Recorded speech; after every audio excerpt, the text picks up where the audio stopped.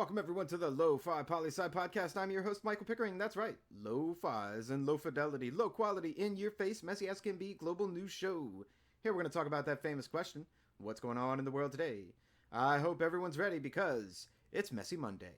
That's right, it's time for that Fast Cap Weekend Recap. Messy Monday's Weekend Recap will bring you 10 fast-paced headlines from across the globe, and then a piece of humanity to send you on your way for the week. So let's get messy. The news, fresh off the press. The following 4 stories all come from Reuters World News section. First up, in Kashmir, India-Pakistan. 8 Indian soldiers die in gun battles amid major Kashmir offensive. Every year we hear of continued conflict in the Kashmir region of the India-Pakistan border. This conflict goes all the way back to the 1940s, when India was decolonized by the UK, and the independent countries of Pakistan and India were created. A question to Lofi Poli Sci students. When will we ever see an end to this conflict? Write in and let me know your thoughts. In Venezuela. Venezuela makes 8 new arrests and alleged incursion attempts. That's right, Lo-Fi listeners. Someone tried to overthrow Maduro, perhaps to get that $15 million we've been talking about that the U.S. Justice Department is now offering. We'll come back to this story later in the week as it further develops. We don't do speculation here. We do implications. But for now, we're getting messy, and where better to get messy on a Monday than Twitter. The story. Taliban, U.S. engage in Twitter spat amid rise in Afghanistan violence. We've previously reported on peace talks falling apart between the aforementioned groups. Now, for some reason, they think Twitter is going to help the situation. Lo-Fi Poli Sci students, really write in on this one. When has any problem ever been solved on Twitter? Write in and let me know your thoughts. In Kazakhstan, daughter of former Kazakh leader leaves key Senate post.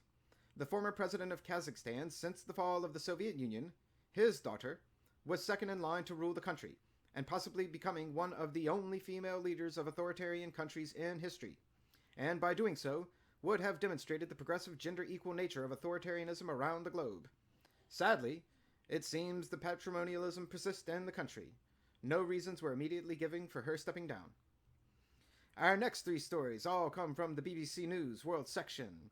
On the Korean Peninsula, North and South Korea in gunfire exchange after Kim Jong-un reappears. North and South Korea have been working toward peaceful negotiations and denuclearization for some time, and although this incident is being reported as probably an accident, this very much is still a shot heard round the world scenario. We'll be watching this story very closely this week. In Iraq, Islamic State militants kill 10 Iraqis in fierce clashes. This is an important story for all peoples across the globe, as many countries have already considered the war on ISIS as won. The reality? The fighting continues.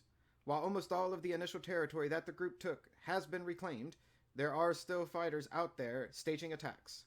This story is directly related to previous stories about the Syrian civil war, as power vacuums invite unintended guests. Our next story, mentioning uninvited guests, to the US we go. Murder hornets land in the U.S. for the first time. That's right, folks. An invasive species of hornets from Asia have been found on the west coast of the U.S. These hornets can get up to 2 inches long, and multiple stings are in fact deadly to humans. There is real concern that these hornets, if unchecked, will decimate the U.S. bee population, as bees are some of their favorite food.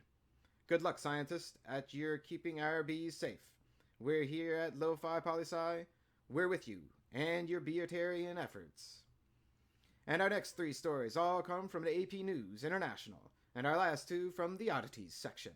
Because, why not? It's Messy Monday. First story. Kim reappears in public, ending absence amid health rumors. Oh wait, what's that? Is that the sound of ridiculous and speculative reporting for days getting eaten up into the ethos of, hey, that was all bad reporting to begin with? Hence why you never heard us here at Lo-Fi Poli Sci jump on that Kim is sick bandwagon. Sources out there.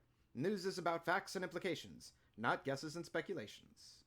Now to Louisiana, where reporting is always better. We go now for that first Oddities section story. Foul play. Louisiana police search for aggressive chicken. Police responded over the weekend to several complaints that an aggressive fowl/chicken was harassing ATM users at a bank in... Oh, you know what? Too easy, Louisiana. Too easy.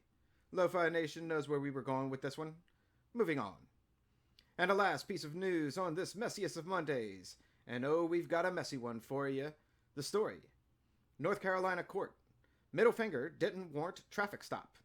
That's right, Lo-Fi Nation. A case went all the way to the North Carolina Supreme Court to let us all know that flipping off police is protected free speech and not probable cause to be pulled over by law enforcement. Whoa, North Korea. Now y'all getting messy on this Monday. A note and piece of advice to all lo-fi listeners out there. Although this may be a win for free speech and middle finger users everywhere, do yourself a favor. Don't flip off law enforcement. Just don't.